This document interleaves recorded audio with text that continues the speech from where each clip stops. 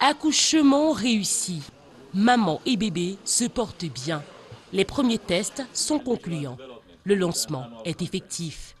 Passé l'euphorie du premier jour, il est maintenant question de guider les premiers pas du bébé. Ici, l'actualité n'attend pas. Il faut parfois courir pour l'atteindre et la rendre accessible le plus tôt possible.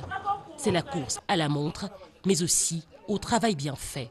Pour ce qui est de ce matin, j'étais sur le terrain, j'ai fait un reportage et puis je suis arrivée, il fallait que j'écrive très rapidement pour pouvoir le monter très rapidement pour qu'il passe au journal de 11h. L'info ne s'arrête pas qu'aux journaux du matin, l'info c'est toute la journée, c'est 24 heures sur 24. Peu importe le degré de pression, ils doivent se montrer à la hauteur.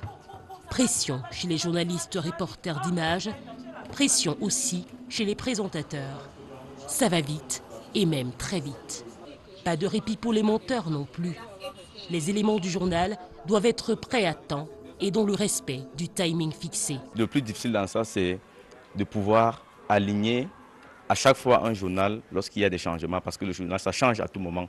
Alors, on a entre deux journaux, on a pratiquement 20 minutes pour pouvoir être prêt à mettre un journal à l'antenne, ce qui n'est pas du tout évident. À la régie, c'est la concentration maximale.